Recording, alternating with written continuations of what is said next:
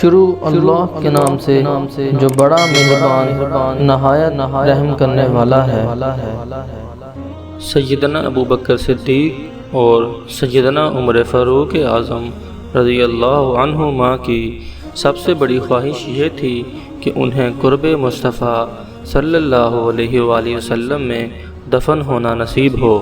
تاکہ عالم برزخ میں بھی کرب و وصال محبوب کے لمحات سے ان کی روحوں کو تسکین ملے۔ یار غار سیدنا ابو بکر صدیق رضی اللہ عنہ کی اس نیک خواہش کے بارے میں سیدنا علی المرتضیٰ رضی اللہ عنہ بیان فرماتے ہیں، جب حضرت ابو بکر صدیق رضی اللہ عنہ کی وفات کا وقت قریب آیا تو آپ رضی اللہ عنہ نے مجھے اپنے سرہانے بٹھایا اور فرمایا، اے علی،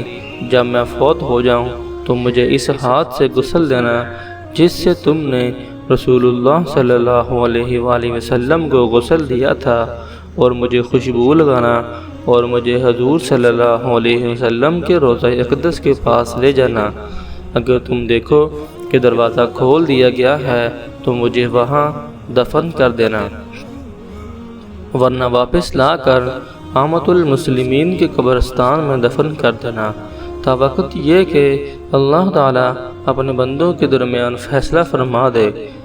حضرت علی رضی اللہ عنہ فرماتے ہیں کہ آپ رضی اللہ عنہ کو غسل اور کفن دیا گیا، اور میں نے سب سے پہلے روضہ رسول صلی اللہ علیہ وآلہ وسلم کے دروازے پر پہنچ کر اجازت طلب کی۔ میں نے عرض کیا، یا رسول اللہ، ابو بکر آپ سے داخلے کی اجازت مانگ رہے ہیں۔ پھر میں نے دیکھا کہ روضہ اقدس کا دروازہ کھول دیا گیا اور آواز آئی، حبیب کو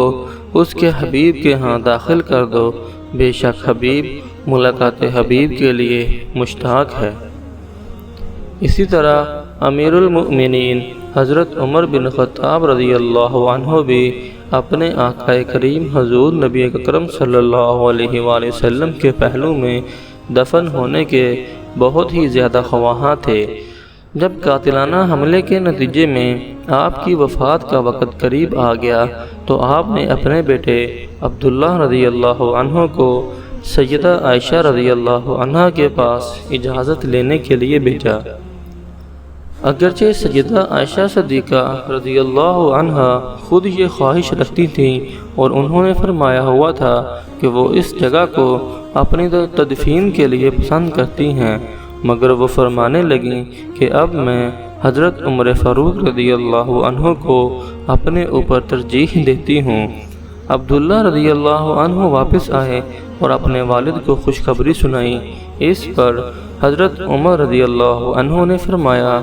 میرے نزدیک اس آرام گاہ سے بڑھ کر کوئی چیز اہم نہیں۔ جب میں انتقال کر جاؤں تو مجھے اٹھا کر اس جگہ پر لے جانا، سلام عرض کرنا اور عرض کرنا کہ عمر بن خطاب اجازت چاہتا ہے۔ اگر وہ سیدہ عائشہ صدیقہ رضی اللہ عنہا اجازت دے دیں تو دفن کر دینا، ورنہ مجھے عام مسلمانوں کے قبرستان میں دفن کر دینا۔ سیدنا عمر فاروق رضی اللہ عنہ اور ام المؤمنین حضرت عائشہ صدیقہ رضی اللہ عنہا کی اس خواہش کی توجیہ صرف یہی ہے کہ وہ حضور اکرم صلی اللہ علیہ وآلہ وسلم کے وصال کے بعد آپ صلی اللہ علیہ وآلہ وسلم کے قریب دفن ہونا باعث برکت سمجھتے تھے۔